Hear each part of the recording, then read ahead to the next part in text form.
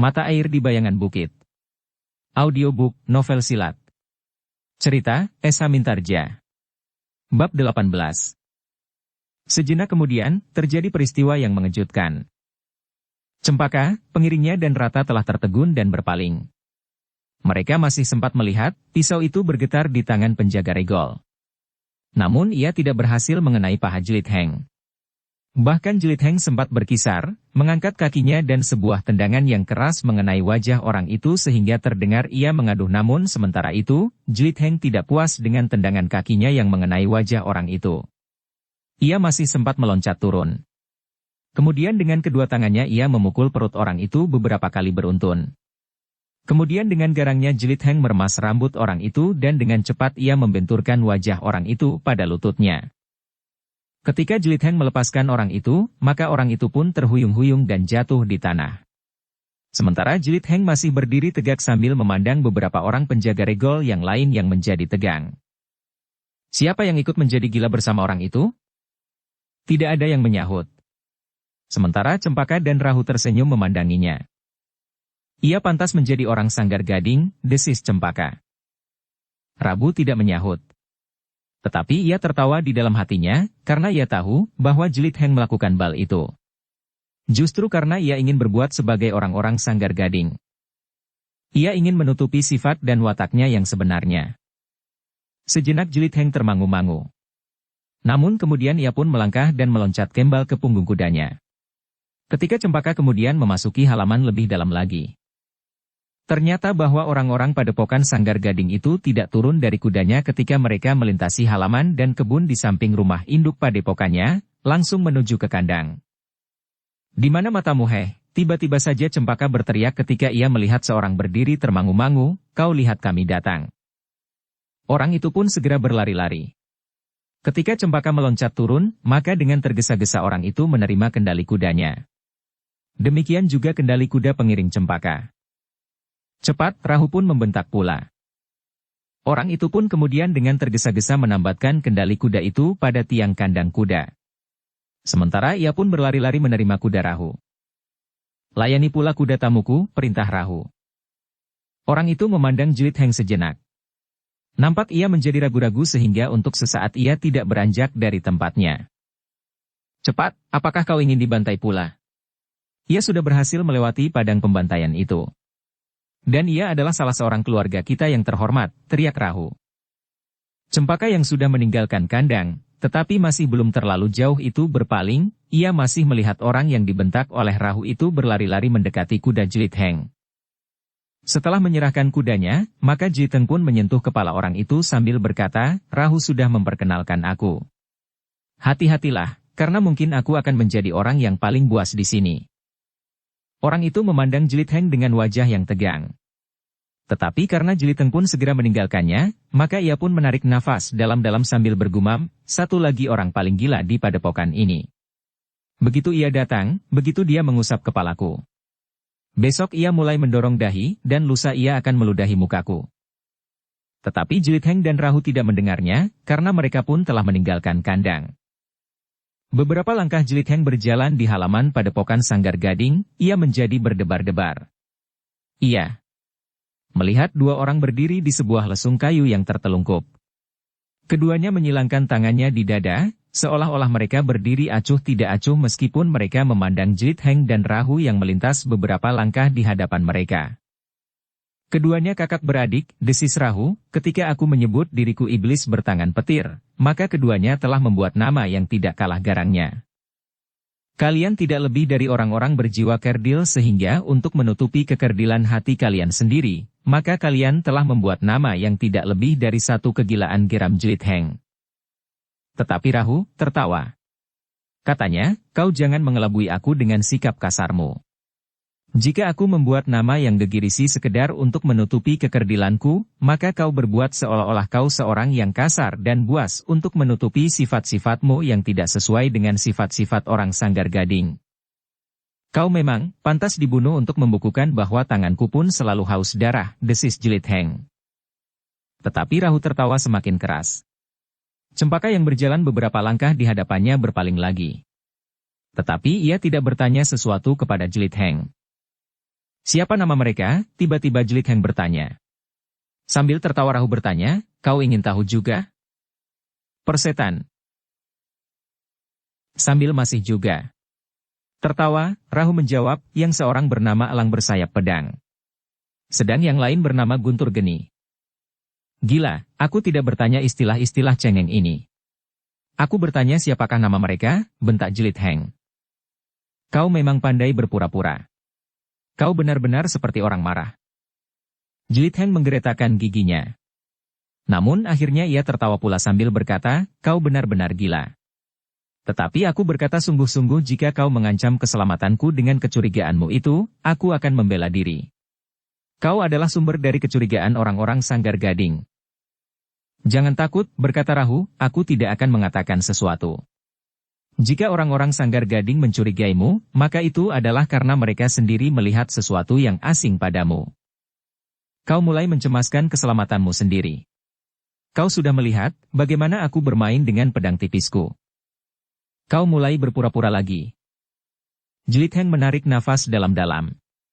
Lalu katanya, aku benar-benar ingin tahu nama kedua orang itu. Keduanya melangkah terus. Akhirnya mereka mendekati pendapa rumah induk padepokan Sanggar Gading itu. Rahu berkata, namanya bagus. Yang tua, bernama Buntar Angin. Yang muda namanya Sampar Watang. Oh, nama yang bagus. Kenapa mereka memilih nama-nama gila seperti kau? Dengar dan perhatikan namamu sendiri, iblis bertangan petir. Bukankah terdengar cengeng sekali? Aku tidak peduli. Tetapi aku dapat menakut-nakuti orang padukuhanku. Ia berhenti sejenak, lalu, sudahlah. Kita ikuti Cempaka naik ke pendapa. Keduanya pun kemudian naik ke pendapa. Ketika mereka sudah duduk di atas tikar pandan yang terhampar, maka Jelit Heng masih sempat memandang kedua orang yang berdiri di atas lesung. Buntar Angin dan adiknya Sampar Watang. Nampaknya keduanya bukan keturunan orang kebanyakan, gumam Jelit Heng di dalam hatinya, namun ia tidak menanyakannya kepada Rahu. Meskipun demikian ia merasa bahwa tatapan mata kedua orang itu seolah-olah telah memperingatkannya. Bahwa ia berada di dalam lingkungan Sanggar Gading yang garang, buas dan kasar. Dalam pada itu, ternyata bahwa di halaman rumah induk itu telah berdiri beberapa orang yang berpencar di sudut-sudut. Lebih dari 4 orang. Dan Jelit Heng tidak tahu, apakah yang sedang mereka kerjakan. Namun ia merasa, bahwa ia harus berhati-hati menghadapi segala kemungkinan, karena di tempat itu dapat terjadi beberapa hal yang tidak disangka-sangkanya. Beberapa saat lamanya keduanya duduk di pendapa. Tetapi tidak ada sesuatu yang mereka lakukan kecuali duduk sambil merenung.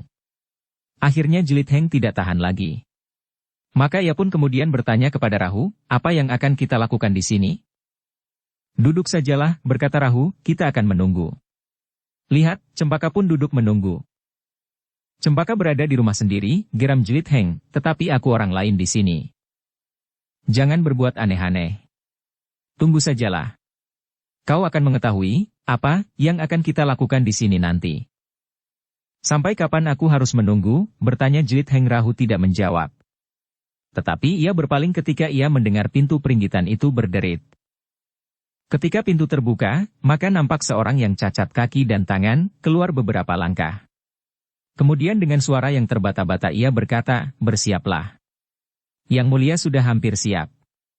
Yang sudah ada di padepokan supaya berkumpul di bangsal ini. Tidak ada yang menjawab.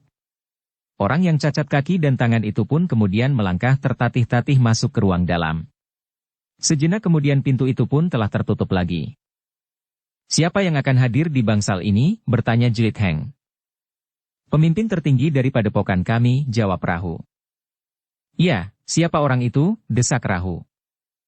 Tidak seorang pun yang mengetahui siapakah orang itu sebenarnya. Yang aku ketahui, ia adalah pemimpin padepokan ini. Apakah masih perlu dijelaskan, siapakah ia sebenarnya? Sahut Rahu. Jelit Heng tidak menyahut. Tetapi ia mengumpat di dalam hatinya. Namun dalam pada itu, sebelum orang yang disebut yang mulia itu keluar dari pintu peringgitan, seorang yang bertubuh tinggi, kekar dan berkumis lebat naik ke pendapa. Sejenak ia memandang berkeliling namun kemudian ia berdesis, kau sudah ada di situ Cempaka? Cempaka acuh tidak acuh saja. Ia masih duduk. Namun ia pun menjawab pendek, ya. Orang itu termangu-mangu. Namun kemudian dipandanginya Jelit Heng dengan tajamnya. Dengan nada datar ia bertanya, siapa orang itu? Bantaradi, jawab Cempaka. Oh, orang itu mengangguk-angguk. Katanya kemudian, jadi orang inilah yang kau katakan memiliki kemungkinan untuk bersama-sama dengan kita memasuki istana itu? Nampaknya seperti orang sakit-sakitan. Apakah benar ia akan mampu mengimbangi permainan kita? Jelit Heng menjadi tegang. Ia mengenal serba sedikit tentang keadaan di padepokan itu, karena itu, maka ia harus menyesuaikan dirinya agar ia tidak menjadi orang yang sangat asing. Karena itu, maka dengan suara berat ia langsung menjawab, kau ingin menjajaki kemampuanku? Di depan bangsal ini terdapat halaman yang luas dan beberapa orang saksi. Orang itu terkejut. Ia tidak menyangka bahwa orang itu tiba-tiba saja telah langsung menantangnya, namun justru karena itu, maka untuk sesaat ia terbungkam. Dalam pada itu Jelit Heng yang disebut bernama Bantaradi itu berkata, jawaban yang paling baik yang dapat aku berikan kepadamu orang yang bertubuh tinggi, adalah kenyataan aku sebagai seorang laki-laki. Wajah orang itu menjadi merah padam. Belum lagi ia dapat mengatur perasaannya, Jelit Heng tiba-tiba telah berdiri. Tetapi ia tertegun karena Rahu menggamitnya sambil bertanya, kau mau apa? Orang itu menghinaku, jawab Jelit Heng, siapa orang ini? Cempaka tertawa sambil menyahut, jangan menjadi liar di sini. Sejak kau mencampuri persoalanku di bulak itu sebelum kau mengetahui persoalannya, telah menumbuhkan dugaan padaku, bahwa kau adalah seorang yang tidak mampu mengendalikan perasaan. Ternyata kini kau benar-benar seorang yang liar. Tetapi ia menghinaku. Ia menyebut aku sebagai orang sakit-sakitan.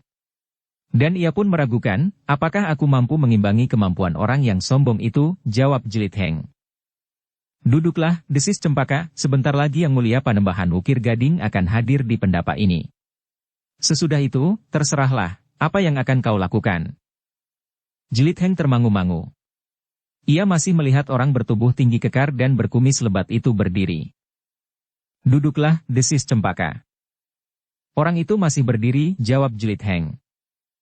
Jangan hiraukan. Ia pun akan duduk nanti.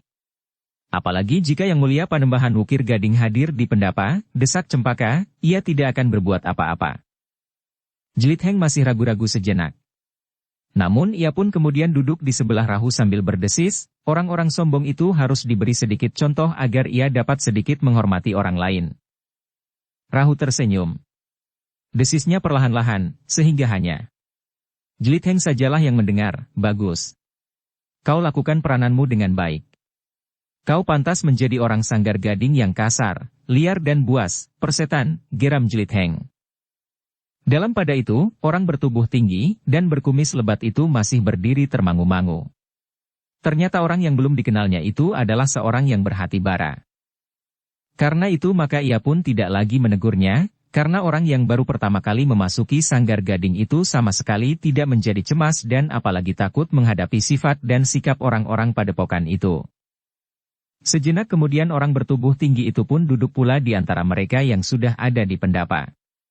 Bahkan ia pun masih dikejutkan oleh pertanyaan Jelit Heng yang tiba-tiba, heh, orang tinggi. Siapa namamu? Gila, orang itu mengumpat, bertanyalah dengan baik. Aku adalah aku. Aku tidak dapat berpura-pura baik dan sopan menghadapi orang lain.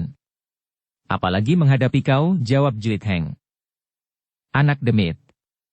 Namaku Saung Laga, orang itu seolah-olah menjawab di luar sadarnya. Kau sudah mengenal namaku. Tetapi kau belum mengenal aku sepenuhnya, geram Jelit Heng kemudian. Saung Laga menggeram. Tetapi ia tidak menjawab lagi. Dengan wajah yang gelap ia pun kemudian duduk di sebelah Cempaka, jangan pikirkan, desis Cempaka, ia orang baru, aku memerlukannya.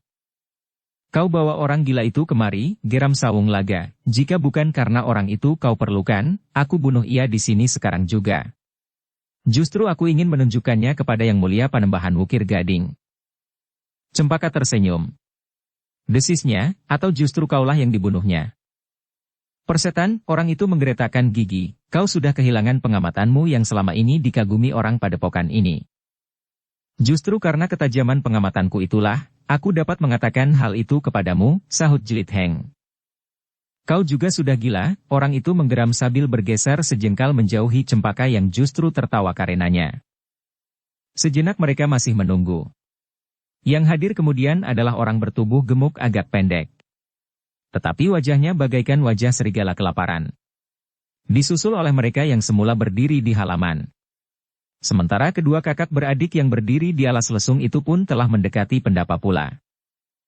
Oh, seorang yang bertubuh kekurus-kurusan dengan kulit kuning dan mata yang bulat berdesis ketika ia naik ke pendapa. Dengan mengangguk dalam-dalam ia berkata kepada Jelit Heng, "Selamat datang di pondok kami yang buruk ini Kisanak. Menurut pendengaran kami, Kisanak adalah seorang pengembara yang bernama Bantaradi." Jelit Heng agak bingung menghadapi orang yang satu itu. Nampaknya ia seorang yang ramah dan sopan.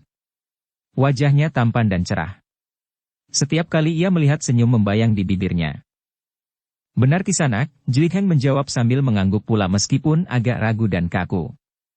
Namun keraguan-raguannya itu ternyata telah menumbuhkan kesan yang sejalan dengan sifatnya yang telah dibuatnya menjadi liar dan kasar. "Aku bernama Bantaradi." "Namaku Nang Sarimpat," berkata orang itu sebelum Jelit Heng bertanya kepadanya, "Aku berasal dari Singasari. Terasi Maharaja Kertanegara." Jelit Heng mengangguk-angguk. Tetapi wajahnya kemudian nampak acuh tidak acuh. Bahkan kemudian ia tidak memperhatikan orang itu lagi. Tetapi orang yang menyebut dirinya bernama Nang Sarimpat itu berkata sambil tertawa, "Apakah kau belum pernah mendengar kejayaan Singasari? Kau belum pernah mendengar kebangkitan Singasari yang dipimpin oleh seorang anak padesan yang semula bernama Ken Arok? Kemudian dari istrinya yang bernama Ken Dedes ia menurunkan raja-raja besar di negeri yang kaya raya ini." Jelit Heng memandanginya sejenak. Lalu jawabnya, "Aku tidak pernah mendengar dongeng-dongeng semacam itu. Aku lebih menghargai waktuku dengan bermain pedang daripada seperti kanak-kanak yang ingin tidur nyenyak mendengarkan dongeng-dongeng yang tidak berarti." Tetapi jawaban orang berwajah tampan itu mengejutkan Jelit Heng. "Maaf Kisanak. Aku tidak ingin mengganggu Kisanak. Jika yang aku katakan ini tidak menarik sama sekali, dan bahkan telah mengganggumu, maka sekali lagi aku minta maaf." Jelit Heng mengerutkan keningnya. Ia melihat satu wajah yang berbeda dari keseluruhan wajah padepokan Sanggar Gading. Orang yang berwajah tampan dan berkulit kuning dan bermata cerah itu adalah seorang yang mengenal unggah-ungguh. Sejenak Jelit Heng termangu-mangu. Ia merasa bingung tentang dirinya sendiri. Ia sudah terlanjur bersikap keras, kasar dan bahkan liar untuk menutupi perasaan dan tanggapannya yang sebenarnya atas orang-orang yang berhubungan dengan orang-orang Sanggar Gading. Namun ternyata di dalam padepokan, itu sendiri terdapat juga orang yang bersikap lembut dan ramah mengenal unggah-ungguh. Tetapi Jelit Heng tidak sempat memikirkannya lebih lama.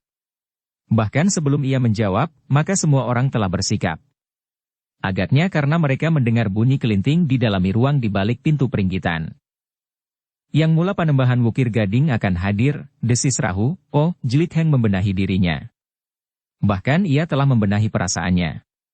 Memang mungkin sekal terjadi sesuatu yang tidak diduganya lebih dahulu. Sejenak kemudian maka pintu peringgitan itu telah terbuka. Orang yang muncul adalah orang yang cacat kaki dan tangannya. Kemudian ia bergeser ke samping pintu 2 langkah. Disusul kemudian oleh seorang anak muda yang berwajah keras meskipun tidak nampak kasar. Anak muda yang mengenakan pakaian orang kebanyakan. Seperti juga orang-orang Sanggar Gading yang lain, yang memakai pakaian seperti orang kebanyakan. Meskipun ada 1-2 orang yang nampak berpakaian aneh, dan ada juga yang nampak mempergunakan beberapa jenis perhiasan pada timang dan ukiran kerisnya. Itulah yang mula, desis Jelit Heng perlahan-lahan. Rahu menggeleng. Desisnya, itu adalah putranya. Putra satu-satunya. Ia tidak mempunyai anak yang lain kecuali anak muda itu. Jelit Heng mengangguk-angguk. Namun ia merasa menjadi semakin tegang. Yang muncul kemudian adalah seorang tua yang berjalan dengan tongkat di tangan. Ternyata bunyi kelinting itu adalah kelinting yang terikat pada tongkat orang tua itu. Namun Jelit Heng segera menyadari bahwa orang tua itulah yang disebut Yang Mulia Panembahan Wukir Gading. Tongkat itu terbuat dari gading sepenuhnya.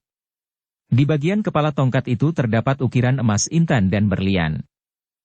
Jelit Heng menjadi semakin yakin ketika ia melihat sikap orang-orang yang berada di pendapa itu. Mereka menundukkan kepala dalam-dalam untuk menghormat kehadiran orang tua itu. Sejenak orang tua itu berdiri di depan pintu. Dilihatnya setiap orang yang berada di pendapa itu seorang demi seorang. Baru kemudian ia melangkah mendekati para pengikutnya yang duduk di pendapa. Pada saat itulah Jlit Heng baru melihat bahwa orang tua itu ternyata adalah orang yang timpang, nampaknya ia terlalu payah untuk berjalan, sehingga tanpa tongkat, agaknya ia tidak mampu lagi untuk melangkah. Jlit Heng menjadi berdebar-debar ketika sekilas ia melihat mata orang tua itu tersangkut kepadanya. Ada sesuatu yang terkesan pada tatapan matanya, sehingga karena itu Jlit Heng menjadi semakin berdebar-debar karenanya. Pendapa rumah induk Padepokan Sanggar Gading itu menjadi hening. Semuanya menunggu apa yang akan dikatakan oleh pemimpin tertinggi dari padepokan itu. Namun Jlit Heng terkejut ketika yang pertama diucapkan oleh orang tua bertongkat gading itu adalah, "Cempaka, apakah anak muda itu yang telah melukai ketiga orang kita di padang perburuhan?" Cempaka mengangkat wajahnya. Namun seolah-olah tidak ada kesan apapun di wajahnya dan pada getar suaranya ia menjawab, "Ya guru. Anak muda yang aku sebut bernama Bantaradi inilah yang melakukannya." Jlit Heng menjadi semakin heran. Ia belum lama sampai di padepokan itu. Namun pemimpin tertinggi padepokan Sanggar Gading itu sudah mendengar peristiwa yang terjadi di padang kematian itu. Pemimpin tertinggi yang disebut Yang Mulia Panembahan Wukir Gading itu pun mengangguk-angguk, katanya, "Jika demikian, maka ia sudah melalui hambatan terakhir dari jalan yang menuju ke Sanggar Gading." "Demikianlah agaknya Yang Mulia," berkata Cempaka. Tetapi Yang Mulia, tiba-tiba saja salah seorang dari kedua kakak beradik itu memotong, "Hambatan itu barulah hambatan di perjalanan. Tetapi kesombongannya membuat hati kami menjadi berdebar-debar. Ia sudah melukai penjaga regol, kemudian menghinakan pemelihara kuda di kandang. Apakah dengan demikian kami akan dapat menerima kedatangannya?" Yang Mulia Panembahan itu kemudian mengangguk-angguk. Katanya, "Itu terserah kepada kalian. Apakah kalian dapat menerimanya atau tidak? Tetapi aku sependapat bahwa anak muda ini memang sombong. Ia tidak membunuh 3 orang yang sudah dikalahkannya di padang kematian itu?" "Gila," geram Jlit Heng, "agaknya sudah menjadi adat di sini, bahwa orang-orang Sanggar Gading tidak mudah dapat menerima orang-orang baru di padepokannya. Aku merasa keberatan atas kehadirannya." Saung Laga tiba-tiba saja bergeser setapak, "Ia sudah melukai perasaanku." "Itu persoalan kalian," berkata Yang Mulia Panembahan Wukir Gading, "tetapi siapakah yang akan menanggungnya jika ia bermaksud menghindari kesulitan di padepokan ini?" "Aku Yang Mulia," berkata Cempaka, "akulah yang membawanya kemari. Aku mohon, agar ia dibebaskan dari segala macam permainan yang tidak akan banyak berarti apa-apa, karena semakin banyak orang yang berusaha mendesak kehadirannya, maka korban akan semakin banyak berjatuhan. Aku sudah dapat menilai kemampuannya. Dan aku pun cukup mengerti tingkat kemampuan orang-orang Sanggar Gading." Orang tua itu tertawa. Katanya, "Jarang sekali kau mempergunakan akal dan pikiranmu. Ternyata yang kau katakan itu mendapat pertimbangan." Sebelum Cempaka menjawab lagi, maka orang yang menyebut dirinya bernama Nang Sarimpat itu pun berkata, "Aku terima kehadirannya. Menurut pengamatanku, memiliki wujud jasmaniahnya, sorot matanya dan tingkah lakunya, aku yakin bahwa hati orang ini bersih. Bahwa orang ini tidak membunuh 3 orang yang sudah dilukainya, bukanlah satu hal yang dapat dipersoalkan, karena itu bukan berarti kesombongan." "Oh," pemimpin tertinggi itu mengangguk-angguk, "jadi kau berbeda pendapat dengan beberapa orang lain?" "Ya, Guru," jawab Nang Sarimpat, "aku mohon maaf tetapi itu adalah pendapatku. Karena itu, aku sependapat dengan Cempaka, bahwa sebaiknya ia dibebaskan saja dari segala macam tingkah laku yang cengeng itu." "Gila," geram orang bertubuh pendek dan gemuk, "semuanya omong kosong. Orang itu tidak pantas duduk di antara kita di sini. Kami adalah murid-murid Yang Mulia Panembahan Wukir Gading. Tetapi orang itu bukan sama sekali." "Heh," potong Nang Sarimpat, "sejak kapan kau menjadi murid Yang Mulia Panembahan, dan sejak kapan Saung Laga menjadi murid di padepokan ini?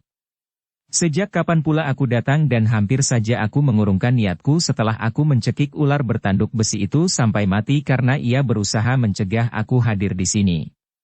Tetapi kita semuanya kini adalah murid Yang Mulia. Aku akan membunuhnya. Nanti malam, atau besok pagi-pagi," desis orang bertubuh pendek itu. "Sebaiknya kau tutup saja mulutmu," Rahulah yang kemudian berdesis, "Cempaka membawanya kemari. Bukan tanpa sebab. Kalian sudah tahu bahwa saat Cempaka dan aku menjalankan tugas itu, maka hadirlah orang yang bernama Bantaradi itu. Cempaka tidak berhak melindunginya, berkata Sawung Laga, biarlah ia membuktikan, apakah ia pantas menjadi bagian dari kita di sini, atau orang itu harus dilemparkan ke lembah bangkai. Orang tua bertongkat gading itu tertawa. Katanya, aku senang pada anak yang sombong itu. Ia sama sekali tidak berkata sepatah kata pun selagi orang-orang sibuk memperbincangkan. Itu pertanda bahwa ia mempunyai kepercayaan yang kuat pada dirinya sendiri. Ia dapat menerima segala akibat yang akan menimpanya.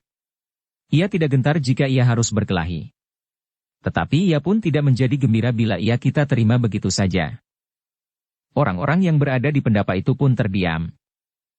Aku terima dia di antara kita, berkata Yang Mulia Panembahan, itu, tetapi aku akan memberikan ukuran kemampuan kepadanya. Ia akan menjadi muridku yang ke-96. Jelit Heng mengerutkan keningnya. Ia sama sekali tidak berniat untuk menjadi murid Panembahan Wukir Gading. Tetapi jika hal itu menjadi satu-satunya jalan, maka ia tidak akan menolaknya. Ia masih tetap pada tujuannya. Mengetahui orang yang telah disebut-sebut oleh Darwerdi di Bukit Gundul itu. Karena itu maka ia masih tetap berdiam diri. Ia ingin segera mengetahui keputusan Panembahan itu tentang usaha mereka menemukan pusaka yang sedang diperebutkan melalui segala macam cara. Tetapi Jelit Heng menjadi kecewa ketika kemudian Panembahan itu berkata, malam nanti aku akan menerima kalian di sanggar. Kita masih harus mematangkan rencana kita. Kita harus bertindak lebih cepat. Agaknya orang-orang Pusparuri lah yang telah mempersiapkan segalanya, sementara orang-orang lain masih menunggu. Tetapi kita tidak lagi dalam tingkat persiapan dan apalagi menunggu. Kita sudah sampai pada tahap melaksanakan. Malam nanti, desis Jelit Heng, sementara masih mungkin terjadi sesuatu atasku. Namun Jelit Heng tidak dapat berbuat lain kecuali menerima segalanya. Orang-orang Sanggar Gading yang lain pun nampaknya tidak mengusulkan sesuatu. Sementara itu, maka Yang Mulia Panembahan Wukir Gading itu berkata, pertemuan ini adalah khusus untuk menerima muridku yang ke-96 ini. Ia akan ikut serta dalam pembicaraan malam nanti di sanggar, di samping Cempaka, Nerang Sarimpat, Sawung Laga, Rahu dan kakak beradik itu. Pembicaraan itu tidak perlu diikuti oleh banyak orang, sehingga kita akan segera mendapatkan kesimpulan. Yang lain akan menerima perintah dan petunjuk pengarahan bagi tugas besar kalian selanjutnya. Orang bertubuh gemuk dan agak pendek itu terdengar mengumpat tetapi tidak jelas. Agaknya ia merasa kecewa bahwa ia tidak diperintahkan untuk ikut berbicara di sanggar. Sejenak kemudian maka Panembahan itu pun bergumam seolah-olah kepada diri sendiri, badanku merasa sangat letih. Aku akan beristirahat. Tidak ada yang menyahut, semuanya duduk dengan tenang seperti saat Yang Mulia Panembahan Wukir Gading itu keluar dari ruang dalam. Sejenak kemudian, tertatih-tatih Yang Mulia Panembahan itu berdiri. Diikuti oleh anak laki-lakinya. Kemudian tertatih-tatih pula ia berdiri, menuju ke pintu peringgitan. Sementara pengawalnya yang cacat itu pun bergeser selangkah, dan kemudian mengikutinya pula masuk ke dalam. Ketika Yang Mulia itu sudah hilang di balik pintu, maka masih terdengar suara kelinting yang terikat pada tongkatnya. Suaranya gemerincing dalam irama yang timpang. Namun telinga Jelit Heng yang tajam kemudian tersentuh oleh perubahan irama suara kelinting itu. Meskipun tidak segera dapat membayangkan apa yang terjadi, namun rasa-rasanya ia melihat perubahan sikap dari Panembahan yang cacat kaki itu. Tetapi Jelit Heng tidak bertanya sesuatu. Ia sama sekali dikaburkan oleh sikap dan perbuatan para pengikutnya Panembahan itu. Dengan demikian, ia masih belum menemukan tentang tanggapan yang pasti tentang isi dari padepokan Sanggar Gading itu. Kita dapat beristirahat, berkata Rahu kemudian. Jelit Heng mengangguk-angguk, ia pun melihat beberapa orang telah bergeser dan meninggalkan pendapa. Satu dua orang di antara mereka memandang Jelit Heng dengan sorot mata kedengkian, bahwa orang baru itu telah diperkenankan untuk ikut dalam pembicaraan di dalam sanggar. Tetapi ia tidak akan dapat ikut berbicara, gumam orang bertubuh pendek dan agak gemuk itu kepada diri sendiri. Jelit Heng melihat sambaran sorot matanya yang membina. Namun ia pun sudah bersiaga menghadapi segala kemungkinan. Apalagi orang tertinggi di padepokan itu sudah menyatakan bahwa ia telah diterima di dalam lingkungan Sanggar Gading, meskipun kata-kata Yang Mulia itu masih mendebarkan jantung, bahwa ia akan memberikan ukuran bagi kemampuannya, Apakah yang dimaksudkannya? Pertanyaan itu masih saja melekat di dinding jantungnya. Sementara itu, maka Rahu pun mulai bergeser pula. Jiliteng pun mengikutinya pula turun ke pendapa. Ia masih belum tahu kemana ia harus pergi. Karena itu maka ia pun selalu mengikuti saja kemana Rahu pergi. Kita akan pergi ke barak, berkata Rahu. Apakah ada tempat bagiku? Bertanya Jilitheng. Kau akan tinggal dalam satu bilik dengan aku. Cempaka sudah menyiapkannya. Meskipun ada kemungkinan bahwa bilik itu tidak akan pernah bertambah dengan penghuni baru dan pembaringan yang sudah disediakan itu tidak akan pernah dipergunakan oleh siapapun, jawab Rahu. Kau menganggap bahwa kemungkinan terbesar, aku akan mati sebelum memasuki bilik itu, desis Jilitheng. Rahu tertawa. Katanya, memang mungkin sekali. Tetapi sekarang kita sedang menuju langsung ke bilik di dalam barak itu. Jilitheng tidak menjawab. Tetapi ia harus berhati-hati. Ia merasa beberapa pasang mata sedang mengikutinya, meskipun ia tidak melihat seseorang dengan jelas. Tetapi akhirnya keduanya memasuki sebuah barak tanpa kesulitan. Seorang yang bertubuh raksasa yang berdiri di pintu barak itu pun telah bergeser dan memberikan jalan kepada Jilitheng, meskipun nampaknya wajahnya menjadi garang. Ia adalah seorang raksasa yang sangat baik, desis Rahu ketika mereka melangkah menuju ke pintu. Namun kemudian berhati-hatilah dengan kancil itu. Jilitheng mengerutkan keningnya. Ia melihat seorang bertubuh kecil pendek sedang berbaring di sebuah amben yang besar. Tiba-tiba saja ia meloncat berdiri. Sambil tertawa ia berkata lantang, "Heh kau Rahu. Kau membawa seekor keledai kemari?" Jilitheng tidak menunggu lebih lama lagi, pertanyaan itu telah cukup membuatnya marah menurut takaran orang-orang Sanggar Gading yang kasar. Karena itu, ia pun tiba-tiba saja telah meloncat menerkam orang bertubuh kecil dan pendek itu. Tetapi ternyata orang bertubuh kecil itu sangat tangkas. Sambil tertawa ia berhasil meloncat ke samping menghindari terkaman tangan Jilitheng. Namun Jilitheng pun lelah mempersiapkannya. Rahu sudah memperingatkan bahwa ia harus berhati-hati terhadap kancil itu. Karena itu, demikian Jilitheng gagal menerkam orang itu, maka ia pun segera berputar sambil mengayunkan kakinya mendatar. Demikian cepatnya, sehingga orang bertubuh kecil itu harus meloncat lagi menjauh. Namun Jilitheng tidak melepaskannya. Sebuah lontaran panjang menyusul. Demikian cepatnya, sehingga kancil itu benar-benar tidak sempat lagi menghindar. Demikian kakinya melekat lantai, Jilitheng telah menyusulnya dengan sebuah hantaman dengan tumit kakinya, tepat mengenai lambung. Ternyata bahwa kancil yang cekatan itu tidak memiliki daya tahan yang terlalu kuat. Demikian kaki Jilitheng mengenainya, maka ia pun telah terlempar dan membentur tiang. Demikian kerasnya, sehingga kancil itu pun kemudian terjatuh di lantai dan langsung menjadi pingsan. Raksasa yang berdiri di pintu dan memberi jalan kepada Rahu dan Jilitheng memasuki barak itu pun melangkah masuk. Dilihatnya kancil jitu terbaring pingsan. Dengan mata terbelalak ia memandang Jilitheng. Namun Rahu berkata sambil tersenyum, salahnya sendiri, orang bertubuh raksasa ia masih berdiri tegang. Rawatlah kancil yang sombong itu. Ia telah diberi sedikit peringatan oleh Bantaradi, tamu Cempaka. Orang bertubuh raksasa itu menarik nafas dalam-dalam. Katanya dengan suara rendah, jadi orang inikah yang bernama Bantaradi? Ya, jawab Rahu. Orang bertubuh raksasa itu tidak bertanya lagi. Ia kemudian melangkah mendekati kancil yang pingsan itu. Dengan sekali renggut, maka tubuh kecil itu telah terlempar ke atas pembaringannya. Ia akan sadar dengan sendirinya, berkata orang bertubuh raksasa itu. Rahu dan Jilitheng pun kemudian langsung menuju ke biliknya. Ternyata bahwa Jilitheng benar-benar telah mendapat kesempatan untuk tinggal di dalam barak orang-orang Sanggar Gading. Kau tidur di sini, berkata Rahu. Dan malam nanti kau akan membunuhku, geram Jilitheng. Rahu tertawa. Katanya, aku tidak dapat lagi membedakan, apakah kau bersungguh-sungguh atau sekedar berpura-pura dan bahkan mungkin kau sedang bergurau. Anak iblis, Jilitheng mengumpat. Namun ia tidak menghiraukan Rahu lagi. Dengan serta-merta menjatuhkan dirinya ke atas pembaringan. Malam nanti kita akan menentukan segala-galanya, berkata Rahu, di antara kita akan hadir orang yang belum pernah kau kenal. Siapa? Bertanya Jilitheng. Penguasa Medan dari Sanggar Gading, jawab Rahu. Apa artinya penguasa Medan? Bertanya Jilitheng. Ia adalah orang yang paling berkuasa di Medan. Yang mula Panembahan hanyalah orang yang menentukan di lingkungan sanggar ini. Anak laki-lakinya hampir tidak mempunyai pengaruh sama sekali sedangkan yang paling berkuasa dalam segala gerakan adalah orang yang belum kau kenal itu. Siapa? Bertanya Jelit Heng dengan berdebar-debar. Sanggit Raina, jawab Rahu. Nama apa itu? Sanggit Raina, ulang Jelit Heng.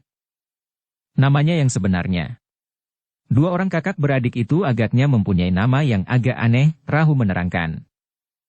Kakak beradik siapa? Bertanya Jelit Heng. Orang itu adalah saudara tua Cempaka, jawab Rahu. Jelit Heng mengangguk-angguk.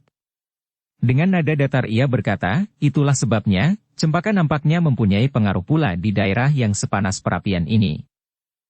Ya. Pengaruh Sanggit Raina memang besar. Juga pengaruhnya terhadap Yang Mulia Panembahan Wukir Gading. Apakah ia murid yang pertama? Bertanya Jelit Heng.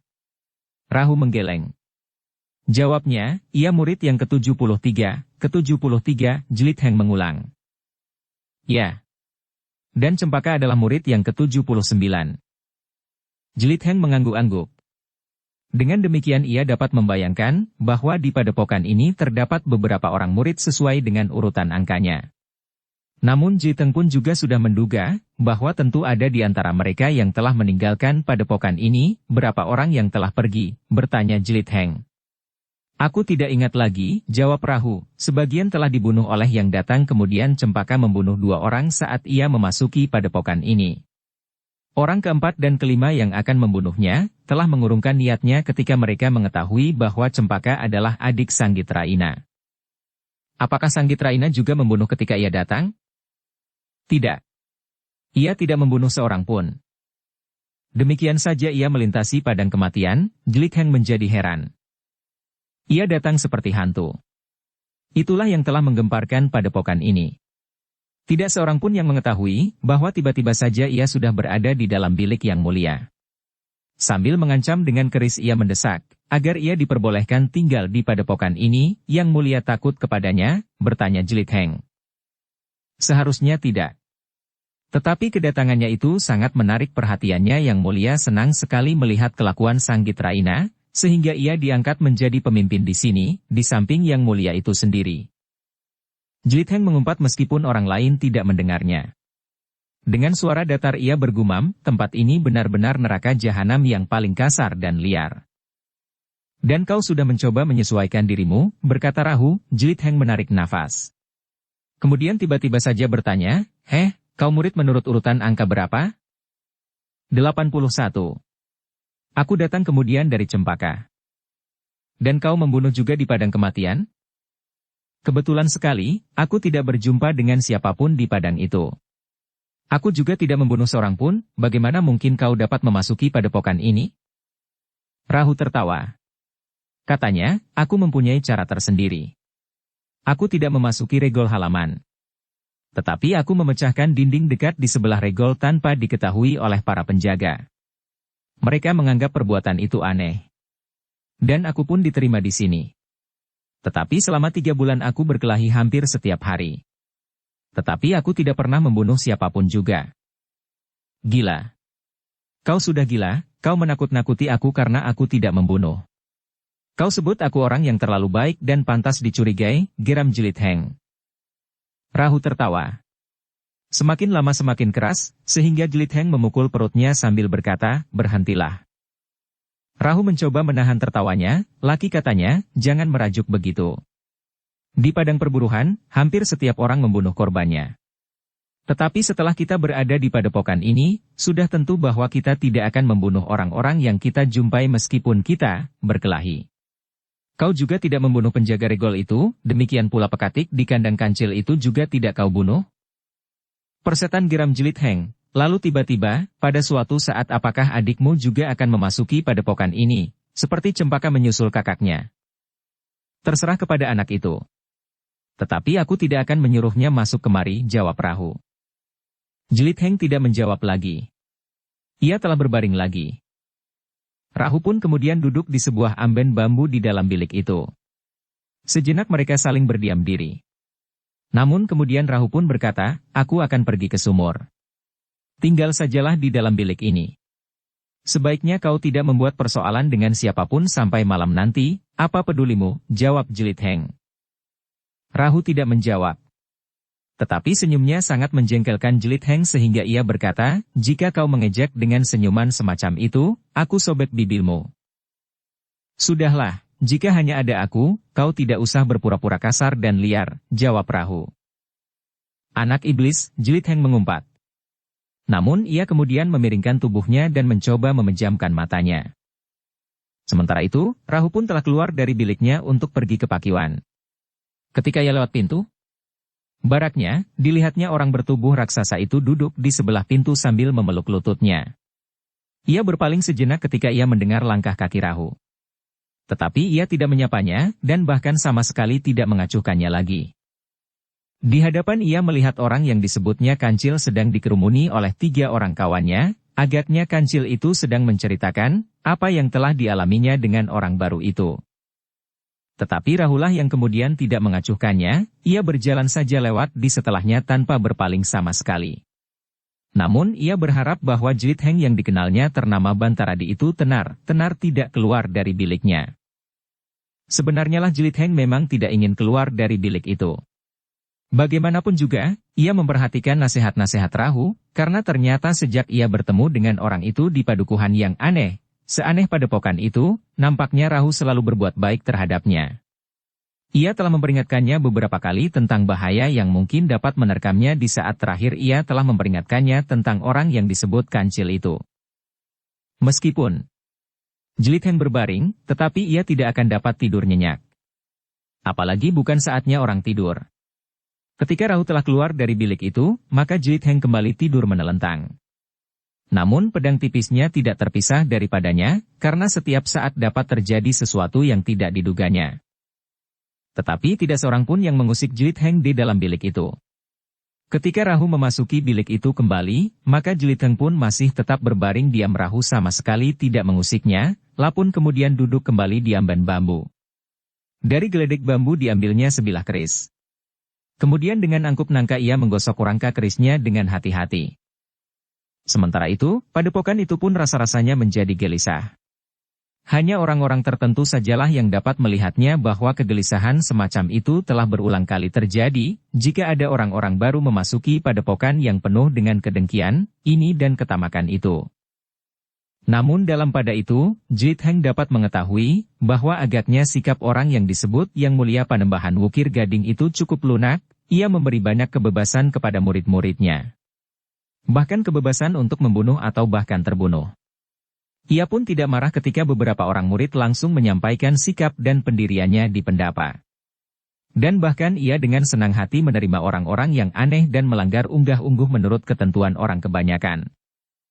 Demikianlah, setelah dengan gelisah dan terasa sangat menjemukan, Jelit Heng dan Rahu pun sampai pada suatu saat untuk berkumpul di sanggar bersama orang-orang yang telah ditentukan. Bagaimanapun juga hati Jelit Heng menjadi sangat berdebar-debar, ia tidak tahu, apakah sebenarnya ia dapat diterima dan bersama-sama melakukan tugas yang akan dilakukan oleh orang-orang Sanggar Gading untuk memenuhi permintaan Darwerdi. Menangkap seseorang yang disebutnya berkhianat karena telah membunuh ayahnya. Apakah sebenarnya yang akan mereka bicarakan? Bertanya Jelit Heng kepada Rahu, apakah kau mengerti, tugas yang akan dilakukan oleh orang-orang Sanggar Gading? Rahu menggeleng. Jawabnya, aku tidak tahu. Aku hanya mengetahui bahwa sesuatu yang sangat penting akan kita lakukan. Tetapi yang sangat penting itu tidak aku ketahui dengan pasti. Mungkin kau tidak mengetahui dengan pasti. Tetapi kau tentu dapat merabanya, desis Jelit Heng. 10 kali aku mencoba meraba tugas yang akan dibebankan kepadaku sebelum ini, tetapi 10 ikal pula aku keliru. Karena itu, lebih baik kita hadir, mendengarkan dan kemudian melakukan perintah itu dengan sebaik-baiknya. Jelit Heng tidak bertanya lagi. Ia percaya bahwa Rahu memang belum tahu dengan pasti. Adalah kebetulan sekali ia mendengar pembicaraan Cempaka dengan Darwerdi, sehingga ia dapat menduga bahwa tugas alulah yang akan mereka lakukan. Tetapi mungkin tugas yang lain pula, berkata Jelit Heng di dalam hatinya, alangkah menjemukan dan memuakkan sekali, jika aku harus melakukan tugas-tugas lain. Merampok atau menyamun sekedar untuk merampas harta benda, betapapun banyaknya. Namun seandainya demikian, Jelit Heng tidak akan melepaskan kesempatan bahwa ia telah memasuki Sanggar Gading. Hanya jika sudah pasti bahwa maksudnya memasuki sanggar itu tidak akan terpenuhi, barulah ia memikirkan cara untuk melepaskan diri. Dengan hati yang berdebar-debar Jelit Heng memasuki sanggar bersama Rahu.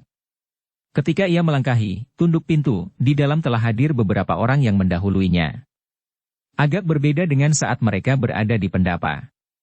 Rasa-rasanya di dalam sanggar itu suasananya menjadi lebih bersungguh-sungguh. Namun dalam pada itu, Yang Mulia Panembahan Wukir Gading ternyata masih belum hadir. Tetapi di ujung sanggar itu duduk seorang yang masih belum separuh baya. Bahkan masih nampak gejolak kemudaannya pada sorot matanya. Sedangkan agak ke samping nampak Cempaka duduk bersandar dinding. "Siapa orang itu?" bertanya Jelit Heng sambil berbisik. Rahu memandang Jelit Heng sejenak. Kemudian desisnya, "Orang itulah yang aku katakan. Kakak kandung Cempaka. Ialah yang bernama Sanggit Raina. Dan ialah yang sebenarnya memimpin padepokan ini." Yang Mulia Panembahan Wukir Gading hanya memberinya beberapa petunjuk.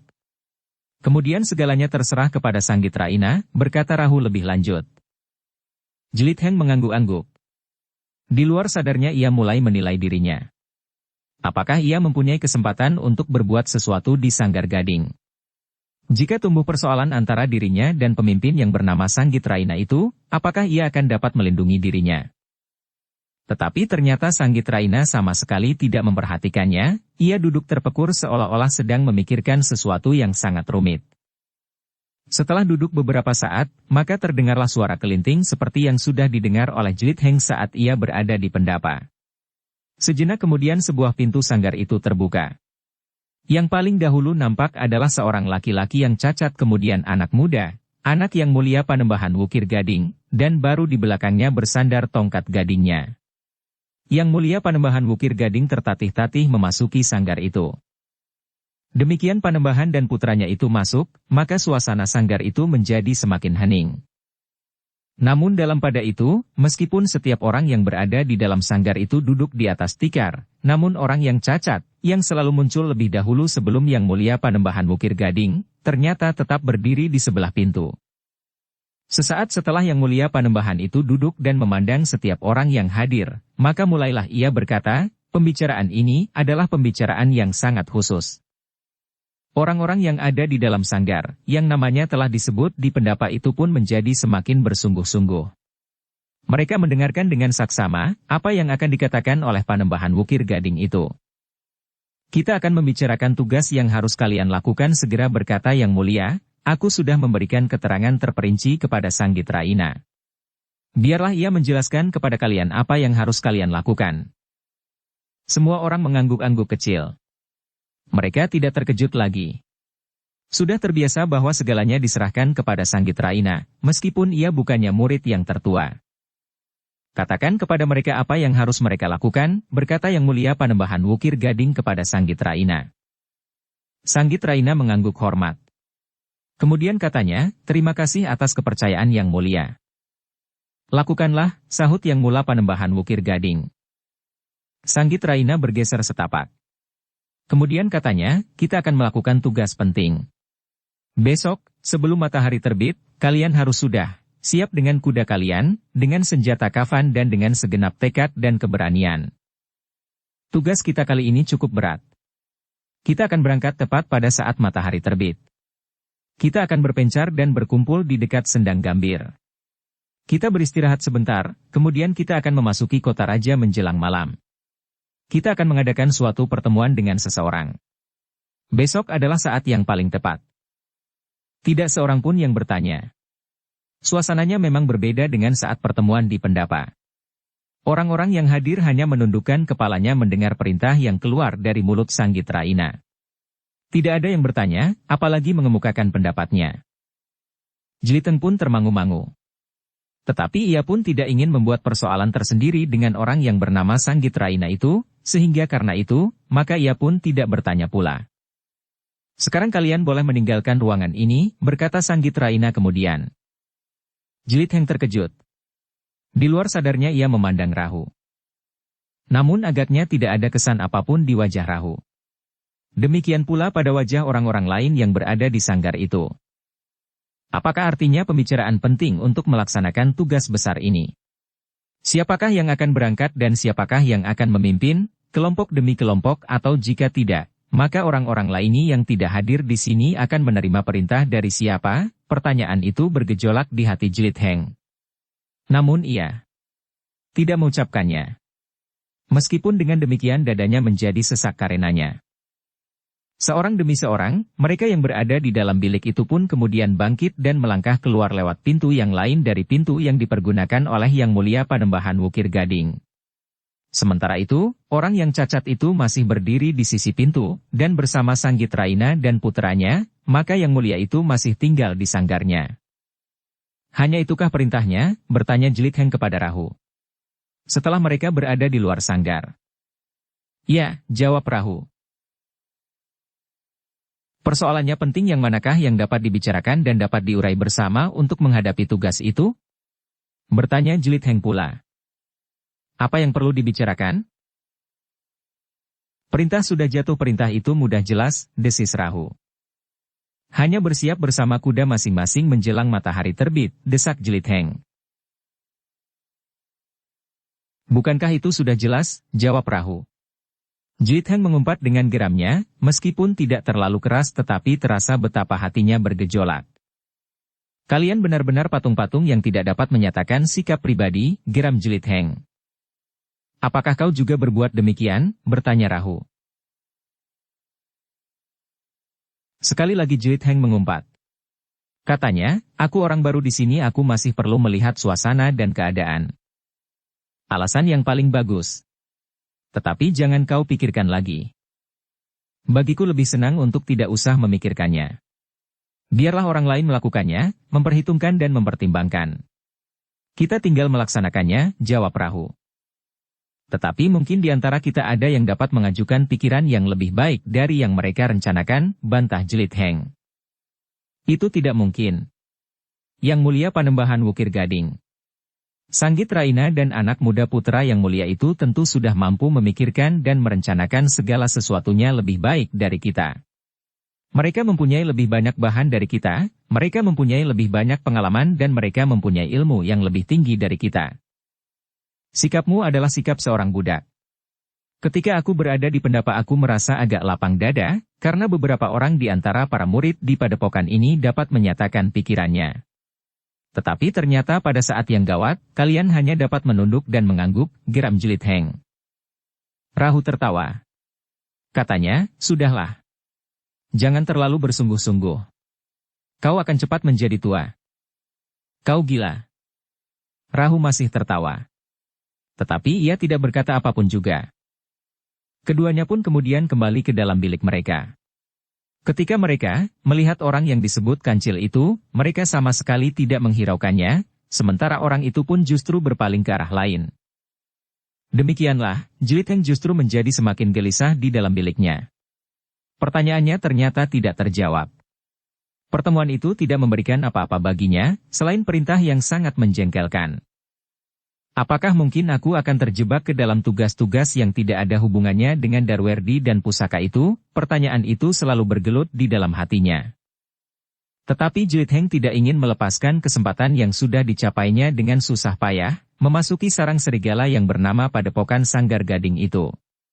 Seandainya ia harus mengorbankan harga dirinya dengan melakukan tindakan yang barangkali bertentangan dengan nuraninya, namun masih dalam batas-batas yang dapat dilakukannya, maka ia akan melakukannya meskipun dengan tidak sepenuh hati.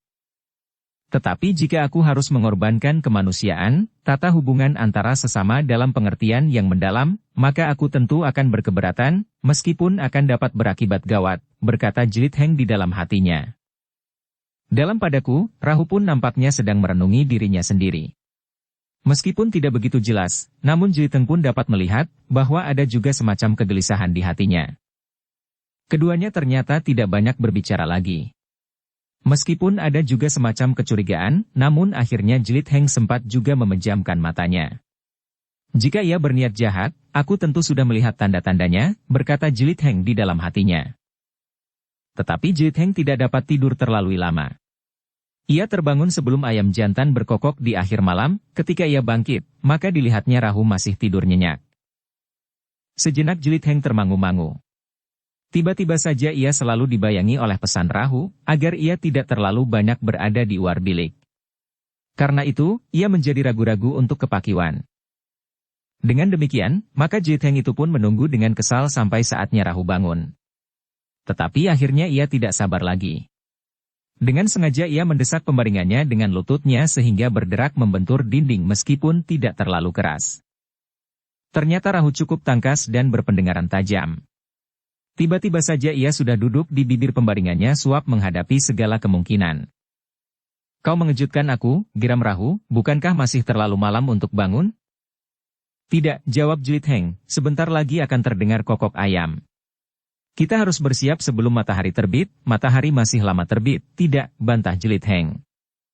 Rahu bangkit sambil menggeliat. Dengan nada dalam ia bergumam, ternyata kau adalah seorang penakut. Bukankah maksudmu agar aku mengantarmu ke Pakiwan? Di situ tidak ada hantu. Pergilah sendiri. Aku sobek bibirmu, geram Jlit Heng, tetapi sebaiknya kita pergi ke Pakiwan sekarang.